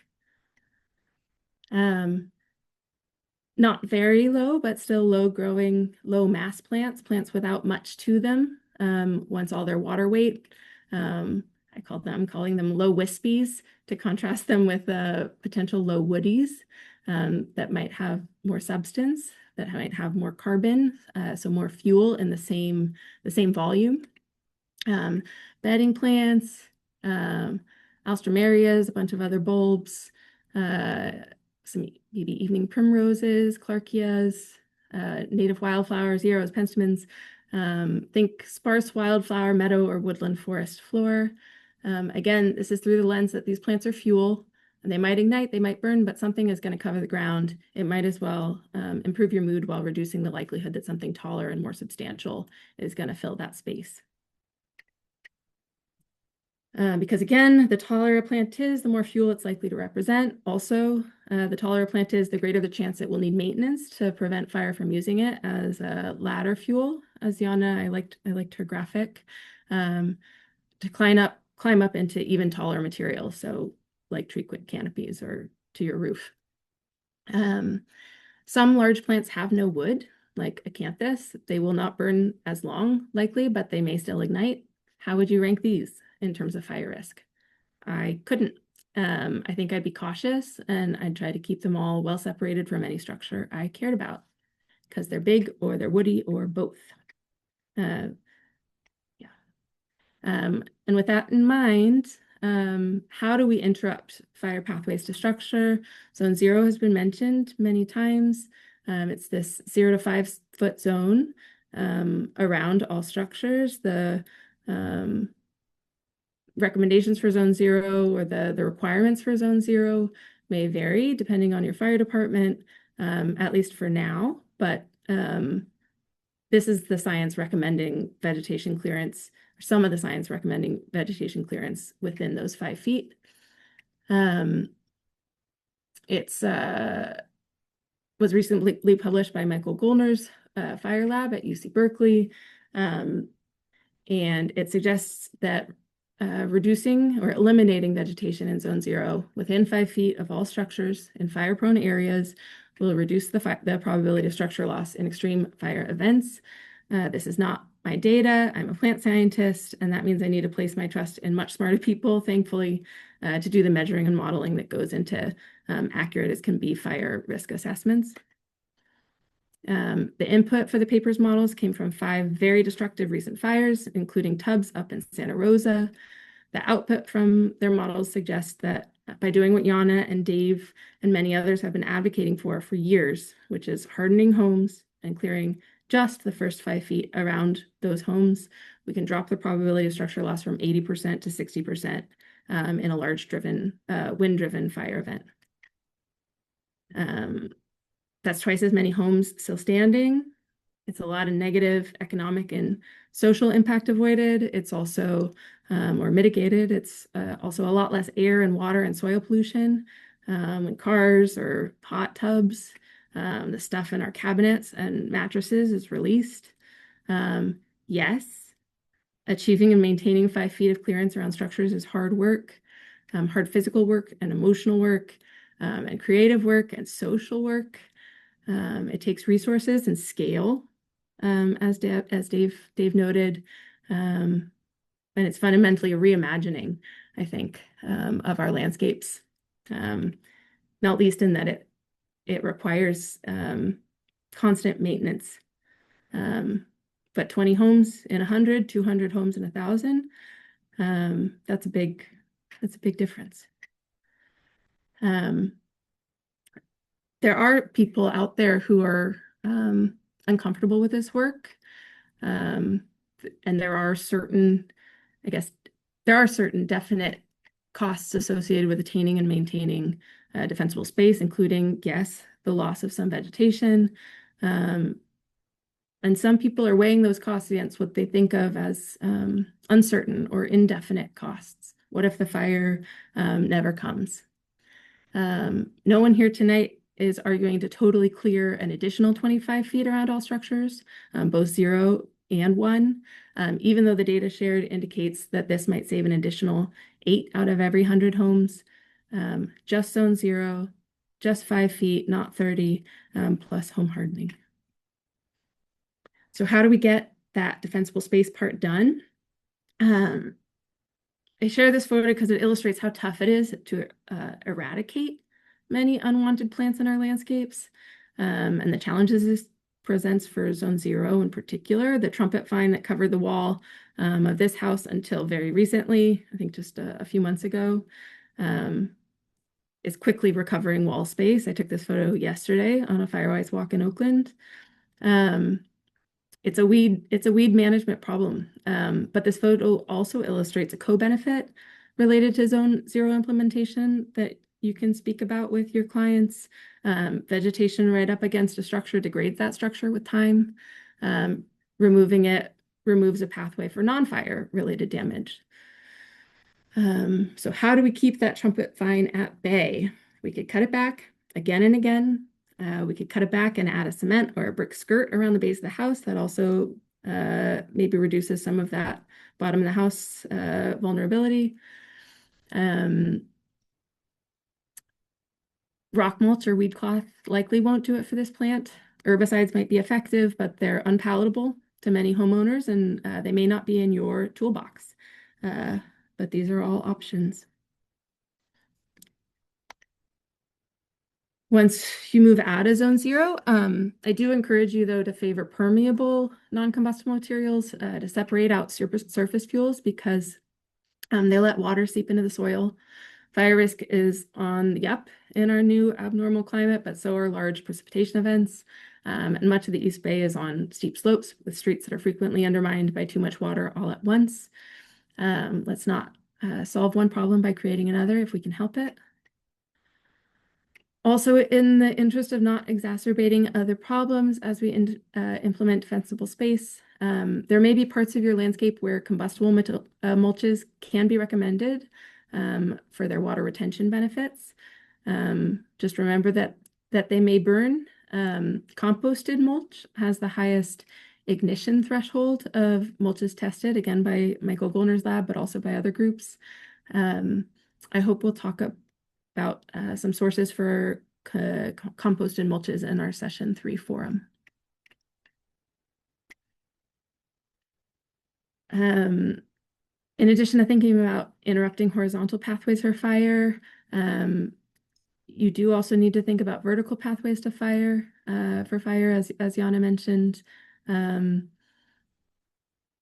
fire risk reduction recommendations are to leave a distance of at least 10 feet between understory plants and the lowest branch of a tree's canopy, or maybe 3 times the height of the understory plant. Fire departments may have exceptions while trees are growing. Ask your local fire department, ask your vegetation inspector what their requirements are. Okay, pruning, we're on to pruning. Pruning grass-like plants. Lawns are pretty easy. We know how to maintain lawns, keep them well irrigated and to 4 inches or lower in most places. And you'll pass your inspection with a low profile, low mass, low risk plant. For other grass-like plants like these lomandras, which are going in everywhere because they're not lawn, they aren't picky, they don't need a lot of water, and they're green year-round. You may be doing something all the time that these plants don't need, which is cutting them down at the ankles. They don't need that. You can pull out old material as it starts to show its age, and you'll produce less dead internal material, less kindling, less thatch is the word.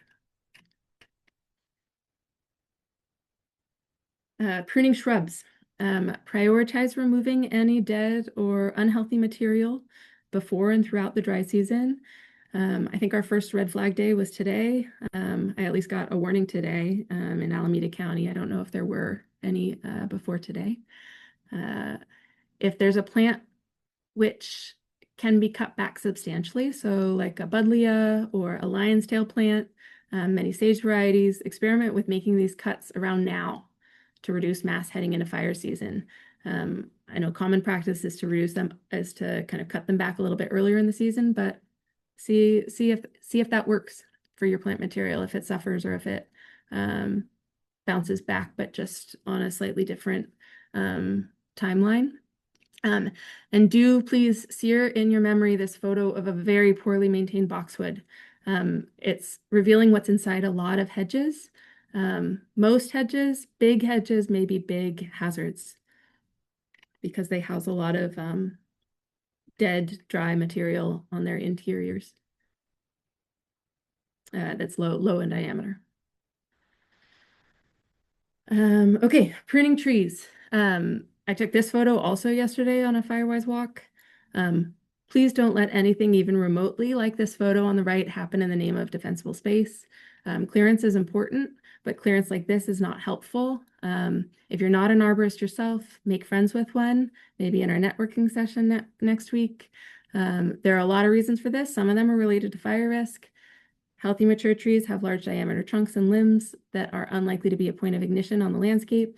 Healthy mature trees shade out encroaching shrubs, which are more likely to be connected to ignition points on the soil surface and have a higher likelihood of igniting themselves because they're just more kindling-like.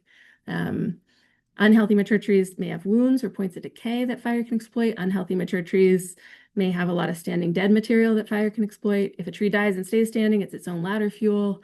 Also, it's just a huge perception problem. And something like this with large mature coast live oaks is also probably finable. in a lot of local jurisdictions. You can look up an ISA credentialed arborist here at this link. ISA is the International Society of Arboriculture. And anyone who's part of ISA will be adhering to national standards for pruning. Okay, litter. Understand where it collects, look for it regularly. When you find it, put it someplace where it's safe. I've heard that covered gutters with holes like this are sometimes described as toothpick holders by one of our local home hardening experts, Cheryl Drinkwater, who I think is here. Look inside your plants. You may be surprised what you find. It's not just in hedges, but in low, woodier than they appear. Things like this Pelargonium pseudoides, wood piles.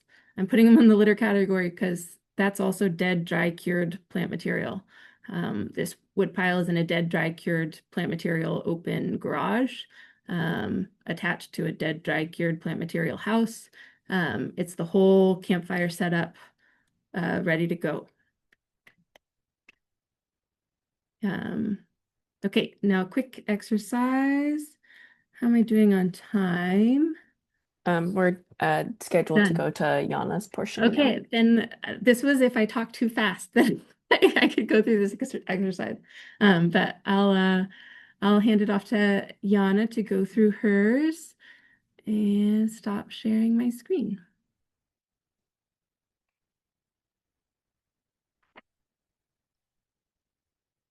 Very nice, Jessie.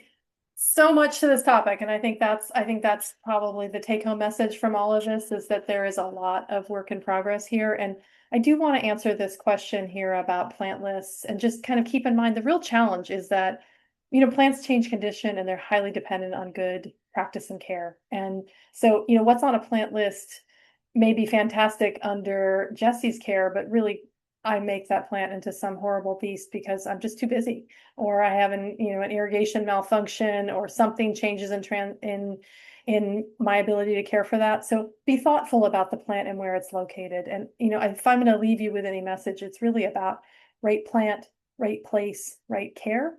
And so is the homeowner able to take care of that plant consistently? And is it in the right place? And certainly there's this question around there are taboo plants. It's hard to test them under, all the scenarios. And I think that's where we're getting to as a profession, is trying to figure out the socialization around what testing scenario to try and run these experiments under. Is it under extreme fire weather conditions where humidities are low? Is it with a certain wind velocity? Is it with a certain level of irrigation in the lead up to it? Like, what exactly is the testing scenario? And, then when it comes to like zone 0, what's the building that's likely to receive that heat? And until we get to some standardization of that, it's going to be muddy. And, so, think about how you navigate through this stuff and some of the dynamics of the plant themselves and the placement and whether it's in zone 2 or in zone 1, and how that might be leading to other planting blocks, and, whether the home can withstand that a level exposure that might come from, a zone 1 planting block compared to something that's closer to the structure. So, we're working on it, but it's not simple. And, just be aware when you see plant lists, they're not based on a lot of evidence. There are a lot of people going, well, that one doesn't seem so bad, more so than they're really thought about combustibility, sustainability, flame length, all the complexity associated with those issues. So I just want to, quick follow-up question to that in the Q&A. When Zone 0 is rolled out, do you think they will include plant lists? No, they will not include plant lists when Thanks. Zone 0 at the state level is rolled out. No, they will not include plant lists. And that's for the reasons I just talked about. Like, plant lists under everyone's cultural care are so different. It's really hard to be able to make some consistency in statement around, all the different plants. I mean, I use lavender a lot as an example. It starts out supple, and, you ignore it and it turns into a mean, angry bush that, holds on to all of its dead material. Is the plant evaluation based on what it could become, or what it is when you buy it from the nursery? Like, those are very different things. So that's some of the challenge. I just want to throw out a couple things just to make sure we're all on the same page. What if this is your client? You got a new client and they say, I just inherited grandma's home and she's left it in this condition. What do you do? Let's use the chat to maybe throw out some ideas and start to think through some of these examples. I mean, some of these are easy, of course, but maybe Katie, Jessie, Dave, let's start kind of talking it through. Like, where do you start?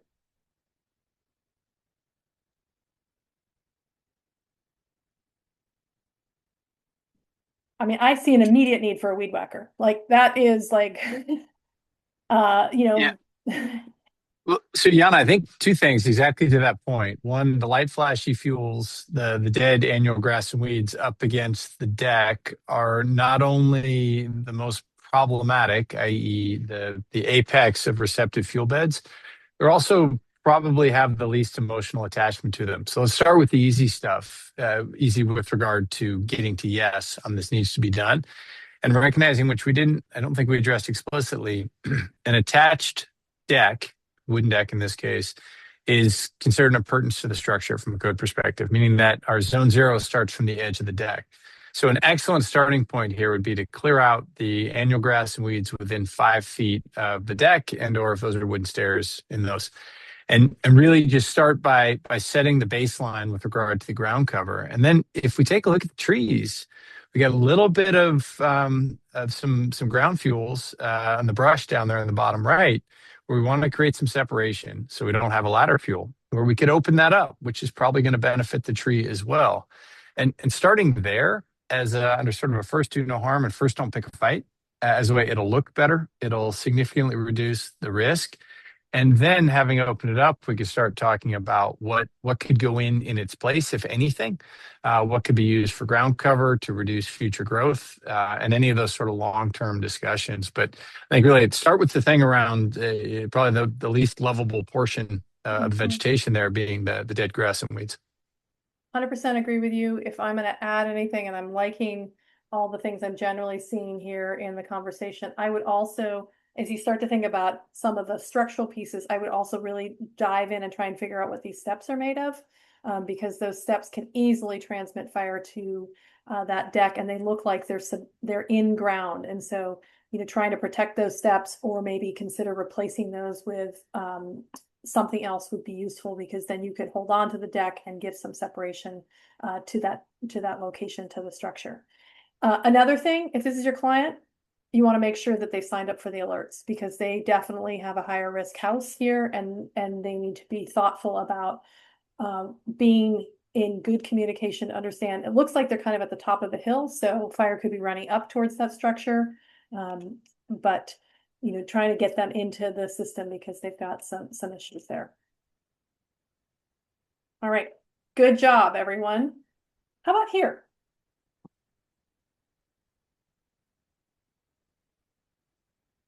So here's one of these stucco homes. It's got these foundation plantings on it. It's got a trellis and it looks like wood, but looks like there's some stucco around these kind of posts that are wrapped in stucco.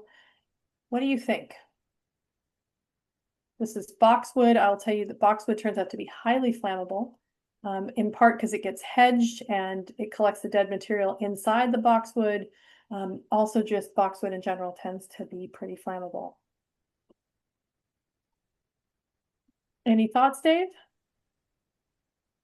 Yeah, I mean, this is hard one times two. That boxwood has been maintained and is loved. As you mentioned, not only is the live component able to burn, they are prolific accumulators of dead materials. One of my standard go-to moves when walking a lot is to reach underneath the boxwood, and it never disappoints. There's always a big, giant handful of previous year's growth.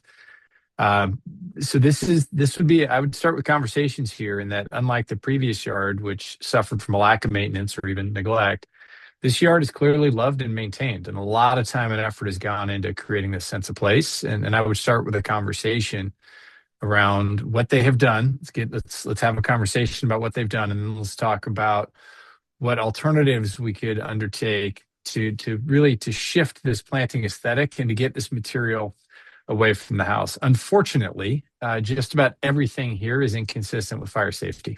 And that's going to be a hard plane to land. And so it just, I would approach slowly and in a conversation and do some educating, do some probing to get a sense of where they are on their educational journey. I've occasionally, to my great regret, launched into a lengthy discussion about this, that, and the other. And the person, eventually said, yeah, I know all that. I'm just not ready to do it. Okay. Yeah. Gotcha. Not ready to do it. Well, let's talk through about what it's going to take to get you ready. And one thing I want to emphasize that, and I think this goes back to the plant list, is it is true that there are some plants that would pose a lower risk than other plants. But that is a discussion of relative risk. And we need to be looking at a discussion of absolute risk. And that there are decisions that could be made here to reduce the risk, but the residual risk would still be far too high for this home to have a probability of surviving fire. And so thinking of this as a step function or a threshold, that if a home has 10 vulnerabilities and you reduce 5 of them, the home still has 5 vulnerabilities and fire is opportunistic and find the gap. So this would be the case where I wouldn't recommend half measures. I would recommend a thoughtful discussion about what a rethink of this landscape could do, because we're going to have to shift. They've got the appropriate amount of non-burnable ground cover in the form of those pavers of that walkway. Just the whole thing needs to shift to the left. And so you could end up with almost the exact same amount of vegetation left on the landscape. It just needs to be in a different configuration. And sort of trimming and limbing is just not going to do it in this particular case. Good news is those trees off on the right are probably just fine the way they are. So we got a couple of things that can stay, but the rest is going to be pretty tough. Yeah, and I think that's the interesting conversation about how do you phase that work. I mean, you got to identify what the long-term goal is and what, is it the first step that you take to see that it's not so bad? One of the things I talk about with some landowners and homeowners is like, maybe start on the side of the house you care the least about. Figure out where the early wins are, where you can make that transition and they go, oh, that wasn't so terrible. Okay, I can start to see the rest of it. And depends on whether they're, really dependent on a whole client, on a whole consultant base to be able to do this work, whether they're doing some of themselves, whether they're looking for the design or whether they're looking for the whole shebang. But, I think to me, it's for, I agree with Dave that there are tons of vulnerabilities here, but we need to help people see that it's possible to make that transition and create that win-win space where they get that fire mitigation work, but at the same time, the values and aesthetics that they like. My guess is that they're not super attached to what's there. They just like the idea that there's vegetation here. There's nothing that's like, and I mean no offense, but there's nothing that's like so flashy and astounding that, it's a unique attribute. It's like they've got some green stuff in places that are kind of softening some of the lines. They get some shade. And so how do we, work between both of those elements of, giving it some softness, some shade, but doing it in a way that can be better designed. All right. I don't know how I'm going to let other people tell me about time, and I'll go to one other one. I've got a couple more set up. So I think these are good exercises, right? As we start to talk through this and think about it. I like some of the answers that are coming in here in the chat. So here it looks like redwood or cedar wood shingles. There's a lot of hardscape in here. It looks like there's some kind of mulch that is non-combustible, but there's some grasses in between. The trees are trimmed. They're, for the most part, aren't major branches over the roofs. It's real close. And yet it's not quite there yet either at the same time. So Dave, what's your approach here? So if we broke out our tape measure, I think almost all of those plantings are within 5 feet. And particularly with those bunch grasses, really problematic, high decking component, and a configuration gives them a lot of surface area. So clearly a lot of work has been done here. Clearly this resident is trying, because we have this really interesting mix of, on the left, a non-drought tolerant grass lawn. So this near home planting wasn't done with drought in mind. Otherwise, obviously we wouldn't have the green grass. So my guess is that they were trying to do the right thing with wildfire. And so I'd start with that conversation about, hey, what was the goal here? What were you shooting for? And then let's see how we can get to essentially all of those plantings, except for those two small guys to the left of the tree, are going to need to go if they're within 5 feet of the structure. And this would be a conversation to walk them on very gently, because clearly time and money has been spent on this landscape.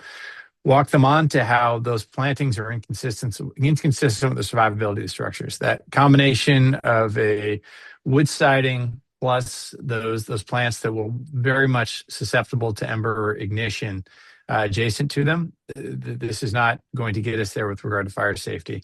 So we're gonna work our way towards removing that material and getting to a couple of isolated plantings out at the very edge around the tree where we extend beyond 5 feet from the structure, and removing the other plantings. Looks like the same thing over on the other side of the stairs, where a couple of those plantings are just a little too close to the home. Yeah, let me wrap up. I know we're at time. We're going to go to some questions just by saying there's some comments about getting rid of the shingles. That is a very expensive task to try and do that. I do like that there's vertical separation here. That's a really good idea. What about just wrapping another line with these, moving some of these plants just out a little bit and, making this more of a walkway, for example. You've already got the non-combustible. I can't tell how big that, it looks like gravel to me is. So just pushing that out a little bit, and we're moving in the right direction and choosing something that might be better fitted for that. Well, good job. We're going to move into questions and dialogue and conversation. And I just, want to appreciate Dave and all of your time. And let's see what we can do to answer in our remaining time that's helpful for you all. Yeah, we have some questions in the Q&A. The first one's for anyone. Do you know of any regulations implemented or in progress in Vallejo, Benicia, or American Canyon? They also thanked you for the great presentation. No. I haven't heard of any local ordinances in those areas. Okay. I guess my recommendation, Carolyn, would just be to check in with your local city officials or local Office of Emergency Services officials. They'd probably have the most up-to-date information. The second question is, what about using additional sprinklers where we might have more risk? So as a general statement, active measures, sprinklers fall into that category, have a really poor track record. You need to have water, i.e. pressurized water. You need to have a mechanism of initiating the sprinklers at just in time. And you need a whole lot of things to come right for all of that to work. As a firefighter, we strongly recommend not turning your sprinklers on as you leave, because there is a finite amount of water in the domestic supply, and we would like access to that water to fight fire. If folks turn on their sprinklers and leave, that's a 3/4 inch domestic supply that's going to run until you come back, generally speaking. Lots of fires occur during public safety power shutoffs, meaning there is no power. And so the idea that you're going to remotely control it, one, how would you know when to activate it? Two, how do you know that you're going to have power? So really, from my perspective, we can achieve the same outcome, i.e. we've reduced the combustibility and the susceptibility to ignition of the structure with passive pre-fire measures, i.e. creating zone zero. Those will always work. And they don't rely on a just-in-time Hail Mary. That is really a low percentage move to think that at the right moment, you're going to know when to turn your sprinklers on. And at that moment, there's going to be pressurized water and power that it's going to take for that system to activate. So I wouldn't rely on anything that is not present left of the fire start. Yeah, and just to raise another question, so Jessie showed a couple of experiments where we did some work trying to look at hydrated vegetation versus drought-stressed vegetation. And when we ran the experiments, we were challenging them with a radiant heat exposure of a small shed. And, fundamentally, okay, we're putting heat with some wind behind it, and we're trying to ignite a dry plant and a wet plant. And what do you think would ignite first? Inherently, I would think the dry plant would ignite first. And what we saw was, in fact, both plants ignited at the same amount of time. And the reason being is that what happens to plants when they get a high heat exposure? They try and protect the moisture they have within them. They close their stomata and they shut down. They're not able, if their stomata are not open, they cannot draw that water up to try and aid in their plant moisture management. And so, those plants get overwhelmed, and then they can become an additive fuel source. So, be thoughtful about what may appear to be, benign, but in reality can create an additive issue. And if you have a house with wood shingles and you've got single pane windows, like the more vulnerable, the more backing off of the fuel is what I would highly recommend. There's going to be some mandatory standards, but think about sort of best management practices and how do we protect these beautiful old homes and these communities that live in those beautiful old homes. There's a question in the session that says, are there any certifications? And I'm wondering if that is in general, like, or if you're asking Suba, like, if there's certifications just to do this work, or if you can clarify, that'd be helpful. Yeah, is that for the sprinkler system? Is that for the vegetation? What might that Oh, be? fire. Are there any?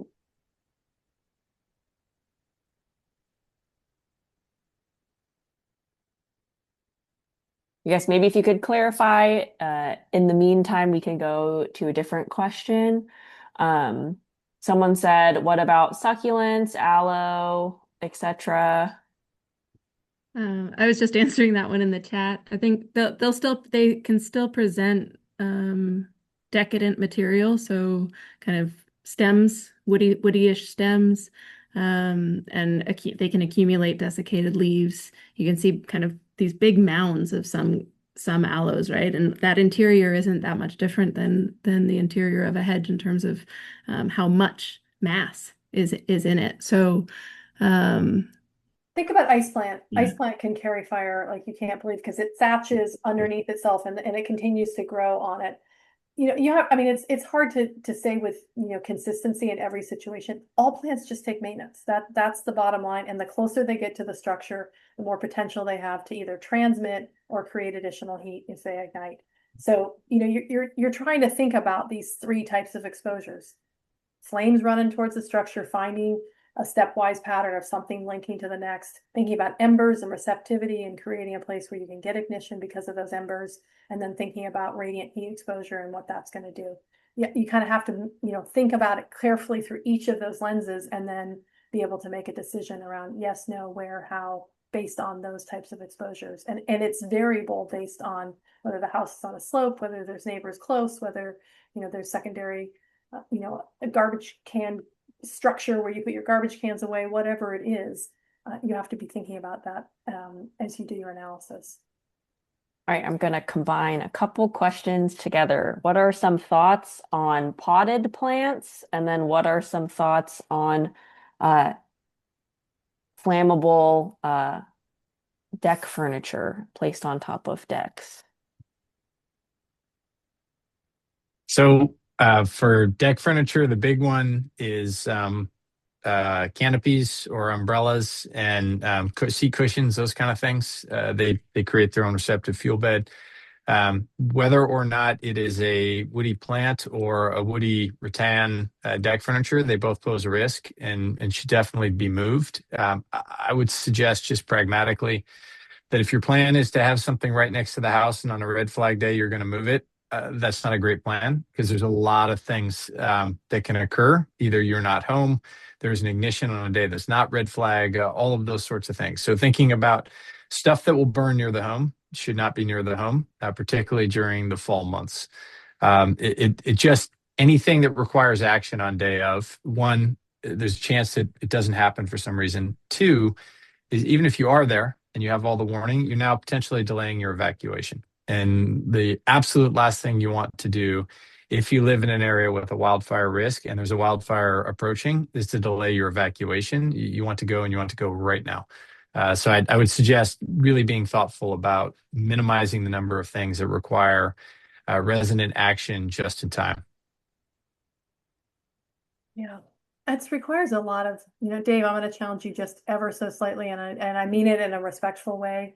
I mean, we still need to live in these places and we still need to sit down outside and we still need to enjoy the view. And so, I mean, for me, I'm a little bit more about like maybe a little bit of less is better in terms of stuff out there. I have practices I do on red flag warning days that I'm more consistent about. I have a cabin. I'll just say that I have a cabin that has to defend itself. There's nobody ever going to go to that. And I have a certain set of actions I do when I leave that cabin because that's the best I can do for it.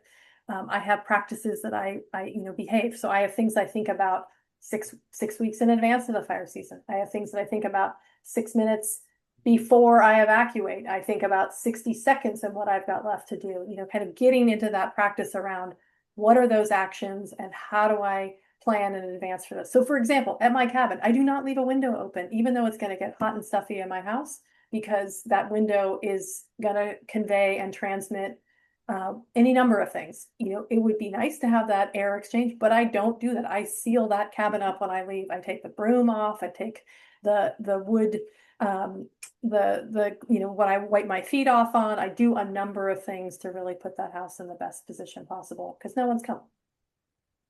Everybody have a nice evening. See you next week.